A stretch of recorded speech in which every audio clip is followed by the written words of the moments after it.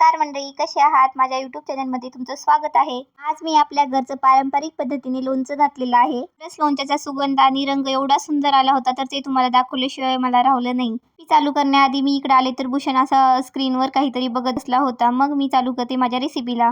सुरुवातीला मी माझ्या आंब्याच्या फोडींना मीठ आणि हळद लावून ठेवलं होतं. या फोडी आईने हळद आणि मीठ लावून गावाकडून मला दिल्या होत्या.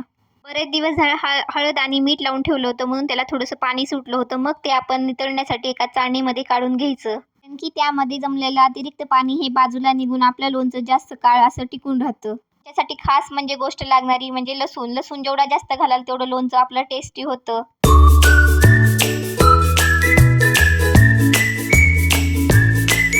आता लोणच्यासाठी काय काय लागणार आहे हे तुम्हाला सांगणार आहे. हे आहे लोणच्याचा मसाला आणि मोहरीची डाळ, थोडी साखर, चवीपुरतं मीठ, तिखट, लसूण आणि लवंग आणि लागत असेल तर तुम्हाला आवडत असतील तर मिरे पण टाकू शकतात आणि मेथी दाणे. मी तुम्हाला यामध्ये मेथी दाणे दाखवायचं विसरून गेले. इकडं गॅस लावून कढई गरम होण्यासाठी ठेवली होती आणि तोपर्यंत मी लसूण वाटून घेतला. द्यायचं म्हणजे लसूण जास्त बारीक वाटायचं नाही, कारण थोडंसं ओबडधोबड वाटून घ्यायचा.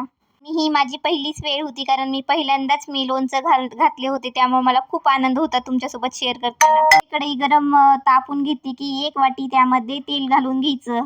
तेल छान असं तापलं की त्यामध्ये जिरे आणि थोडीशी मोहरी टाकून घ्यायचं.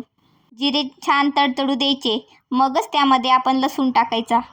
जिरे असे छान तडतडले की आपण त्यामध्ये लसूण टाकून घ्यायचं आणि लसूण सांगायचं म्हणजे लसूण जास्त लाल होऊ द्यायचं नाही, थोडंसंच असं म्हणजे ब्राऊन कलर येऊ द्यायचा आणि त्याला सारखं असं हलवत राहायचं, कारण ते लसूण चिटकणार पण नाही आणि जास्त लाल कलर पण येणार नाही. मध्ये आपण मेथी दाणे टाकून द्यायचे.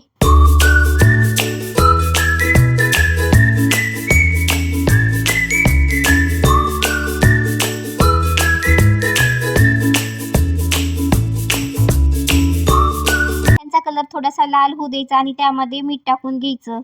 मीठ आणि थोडीशी साखर टाकून घ्यायचं आणि थोडंसं त्यामध्ये आपल्या 2-4 ज्या लवंगा घेतलेल्या आहेत, लवंगा मिरी टाकून घ्यायचं.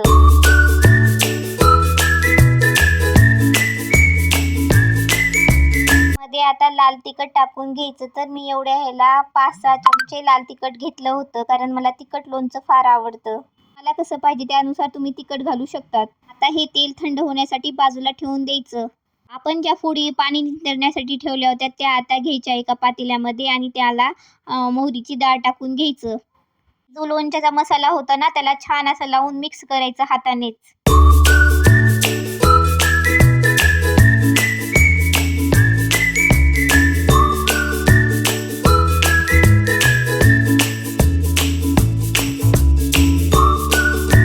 त्याला छान मसाला लावून घेतलं की हे बघा अशा प्रकारे दिसतं ते. ह्या फोडी आता एका साईडला ठेवून द्यायचं, कारण तेल थंड झाल्याशिवाय आपल्याला मध्ये टाकता येत नाही. तेल जर आपण ह्या लोणच्यामध्ये टाकलं तर आपलं लोणचं जास्त दिवस टिकत नाही, कारण ते लगेच खराब होऊन जातं. त्यामुळे आपल्याला ते थंड झाल्यानंतरच त्यामध्ये टाकून घ्यायचं. म्हणजे 4 ते 5 तास तेल हे आपण एका साईडला थंड होण्यासाठी ठेवायचं. हे सकाळी 11 वाजता म्हणजे लोणच्याला चालू केलं होतं. मग आता ते पूर्ण तेल थंड झालं होतं, कारण आता 5 वाजले होते, म्हणून मी त्यामध्ये तेल टाकून छान असं मिक्स करून घेतलं.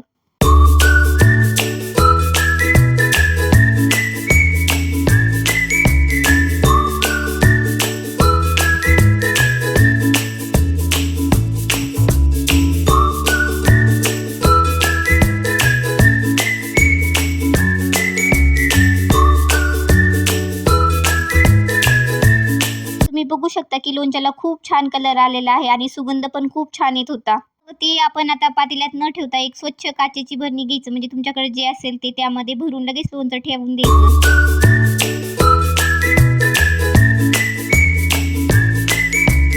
सकाळी म्हणजे 4-5 दिवस तरी आपल्याला ह्या लोणच्याला काचेची भरणी थोडंसं मिक्स करून घ्यायचं, म्हणजे हलवायचं, कारण ते लोणचं छान असं मिक्स होतं. तुम्ही पण घरी लोणचं बनवत असाल तर तुमची पद्धत अशीच आहे का? प्लीज मला कमेंटमध्ये कळवा. आवडलं असेल तर लाईक करा, शेअर करा, सबस्क्राईब करा. पुन्हा भेटूया. Bye bye.